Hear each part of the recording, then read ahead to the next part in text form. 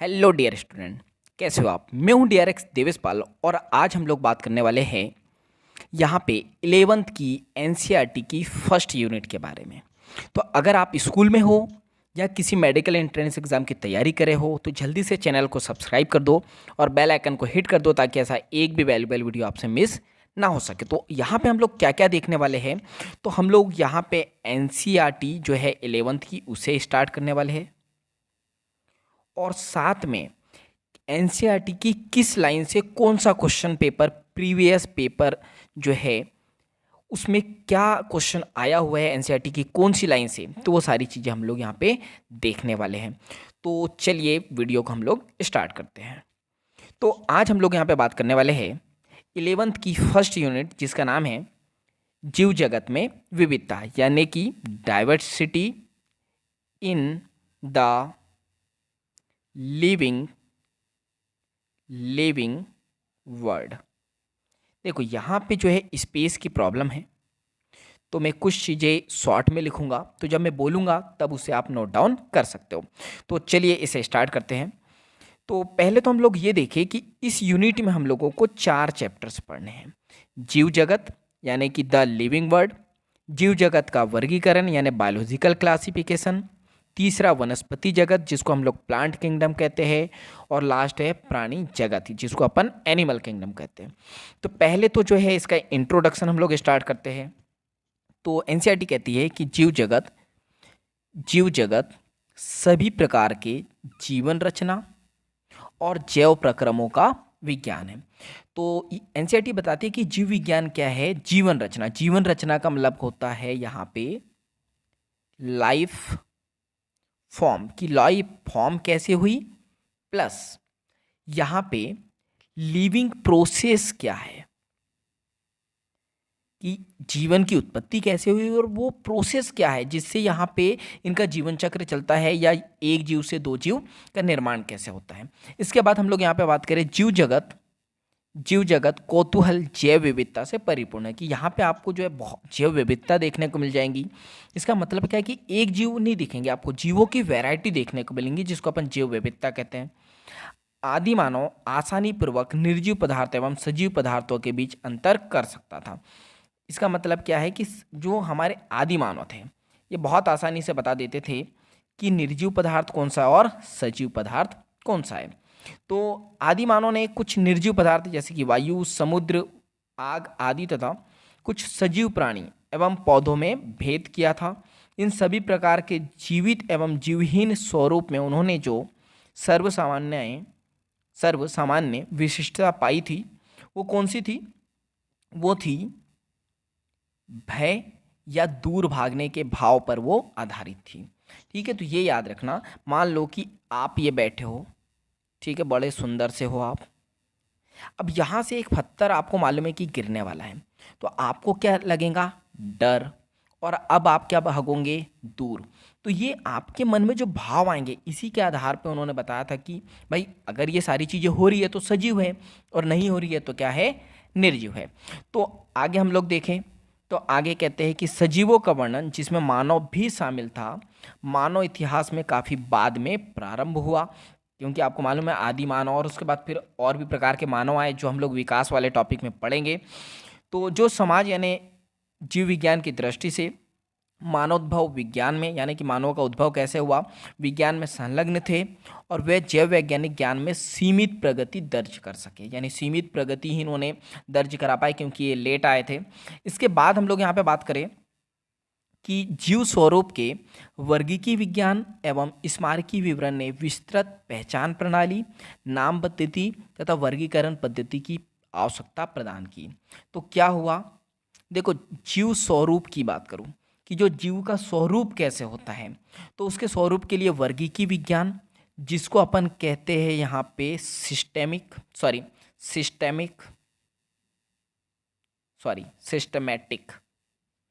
जिसको अपन क्या कहते हैं, सिस्टमैटिक का मतलब क्या होता है,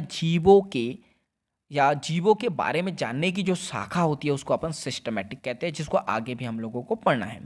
दूसरा क्या है, दूसरा है स्मारकीय विवरण, यानी कि उसको इस तरह से डिस्ट्रीब्यूट या डिस्क्राइब किया जाए कि उसे स्मारकी, स्मारकी का मतलब क्या होता है, इसका मतलब होता है मोनूमेंटल। मोनूमेंटल का मतलब क्या होता है कि आप उसको किसी संख्या के रूप में याद भी रख पा रहे हो या नहीं रख पा रहे हो। ठीक है, इसके बाद हम लोग यहाँ पे बात करें तो उसके लिए किसकी आवश्यकता प्रदान की गई, पहचान प्रणाली की। किसी जीव की क्या होना चाहिए, पहचान प्रणाली। पहचान प्रणाली का मतलब होता है आइडेंटिफिकेशन। ठीक है, 1 मिनट, आइडेंटिफिकेशन होता है। इसके बाद हम लोग यहाँ पे बात करें नाम पद्धति। नाम पद्धति का मतलब यहाँ पे क्या होता है, नाम पद्धति का मतलब क्या होता है कि उसका नामकरण यानी कि नॉमेनक्लेचर। इसके बाद वर्गीकरण पद्धति की आवश्यकता हुई। वर्ग की पद्धति का मतलब क्या होता है, क्लासिफिकेशन की आवश्यकता पड़ी। ये सारी चीज़ों की, तो ये क्वेश्चन आ सकता है, आपको याद रखना कि जो है अगर आपको जीवों को वर्गीकृत करना है तो कितनी चीज़ों की जरूरत पड़ेंगी, 3। कौन कौन सी, पहचान प्रणाली की, नाम पद्धति की और वर्गीकरण पद्धति की। इसके बाद इस प्रकार के अध्ययनों का सबसे बड़ा प्रचक्रण सजीवों द्वारा ऊर्ध्वाधर एवं क्षैतिज दोनों ही समानताओं के भागीदारी को मान्यता देना था। ठीक है, तो अगर मैं बात करूं जो जीव है या तो वो जो है ऊर्ध्वाधर या फिर क्षैतिज, इसको कहते हैं क्षैतिज और इसको कहते हैं ऊर्ध्वाधर, यानी इसको अपन कहते हैं वर्टिकल और इसको अपन कहते हैं हॉरिजॉन्टल। हॉरिजॉन्टल, तो ये किसी भी चाहे जीव जो है ऐसे वृद्धि करे या ऐसे वृद्धि करे, दोनों में समानताएं देना था। ठीक है, इसके बाद हम लोग यहाँ पे बात करें कि यहाँ पे वर्तमान के सभी जीवों के परस्पर संबंध और साथ ही पृथ्वी पर आदिकाल वाले सभी जीव के उन साथ उनके संवादों का रहस्य उद्घाटन मानवीय अहंकार और जैव विविधता के संरक्षण के लिए एक सांस्कृतिक आंदोलन के कारण थे। इसका मतलब क्या हुआ, इसका मतलब ये हुआ कि वर्तमान के सभी जीव, कि वर्तमान में जो जीव है, जीवों के परस्पर संबंध की आपस में जो अभी जो जीव है इनके बीच में संबंध क्या है, और साथ ही पृथ्वी पर आदिकाल यानी कि जो पहले से जो ऑर्गेनिज्म रह रहे हैं आदिकाल वाले जीव के साथ इनके क्या संवाद थे, यानी क्या रिलेशनशिप थी। तो उससे क्या होता है, रहस्य उद्घाटन, कि इनका रहस्य क्या है, कि भाई कैसे उद्घाटन हुआ। ये मानवीय अहंकार और जैव विविधता के संरक्षण, यानी मानव को जो है, मानव के लिए और जो है जीवों की जो विविधता है, ठीक है, जीवों की विविधता, उसके संरक्षण है, उसको बचाने के लिए एक सांस्कृतिक आंदोलन के कारण थे। इस इकाई के अनुगामी अध्यायों में आप वर्गीकरण, परिक्षेप, वैज्ञानिक प्राणियों एवं पादपों के वर्गीकरण सहित वर्णन के बारे में पढ़ेंगे। तो ये तो हुआ इसका बेसिक। अब इस चैप्टर्स को हम लोग स्टार्ट करते हैं।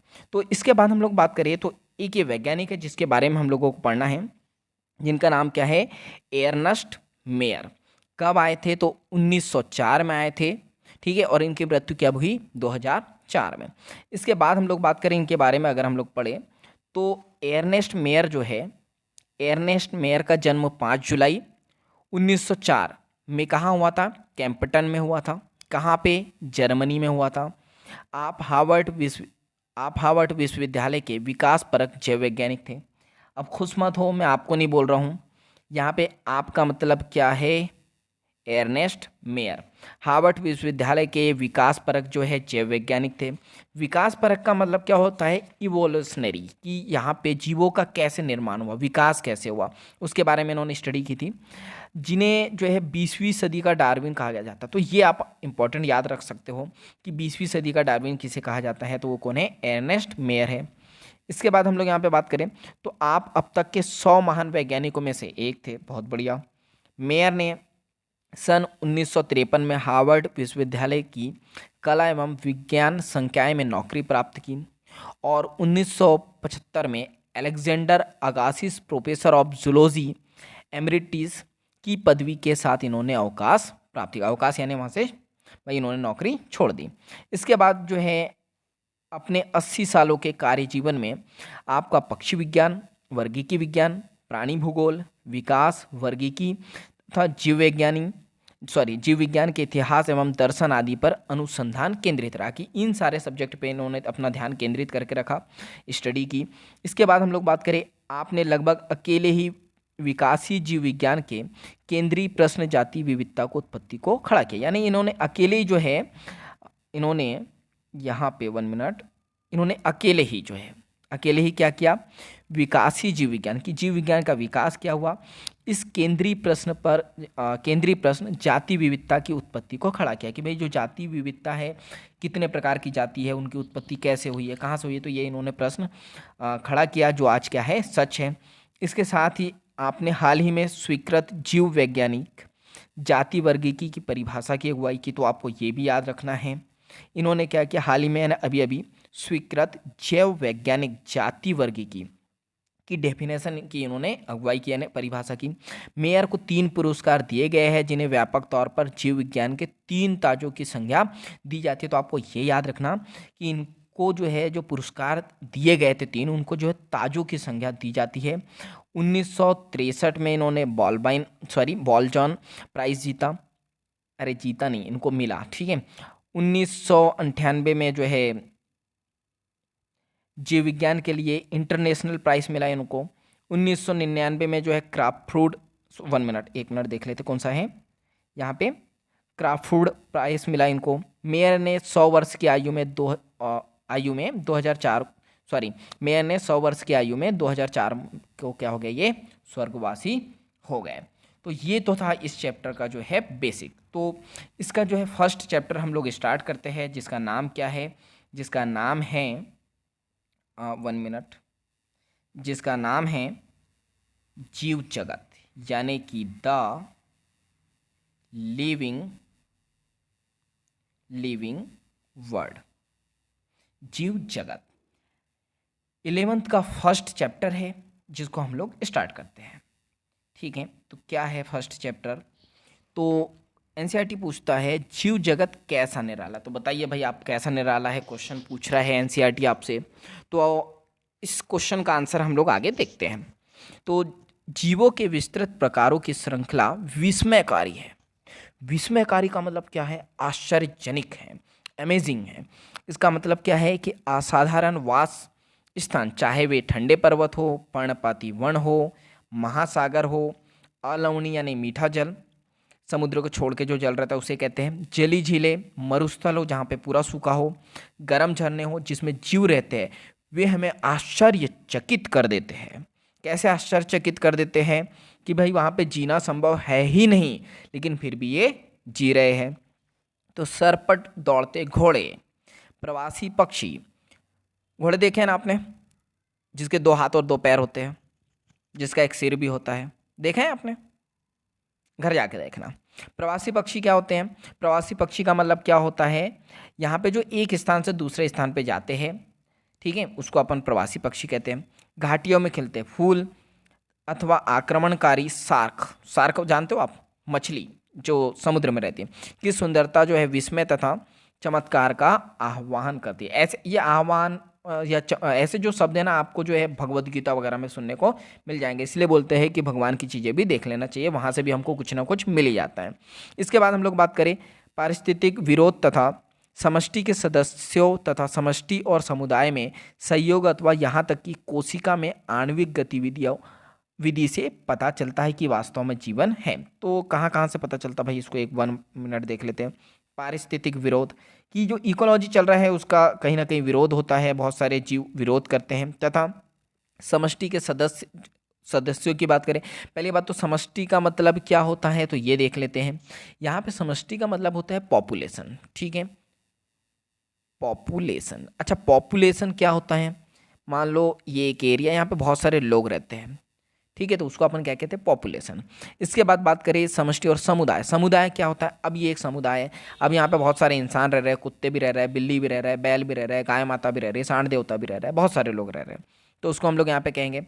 इसके बाद हम लोग यहाँ पे बात करते हैं नेक्स्ट, तो समुदाय हो गया में सहयोग अथवा यहाँ तक कि कोशिका में आणविक, जो देखो कोशिका है, इसके अंदर क्या है, ये केंद्रक है, यहाँ पे माइटोकॉन्ड्रिया है, आपका गोल्जी बॉडी है, राइबोसोम है, तारक का है, बहुत सारी।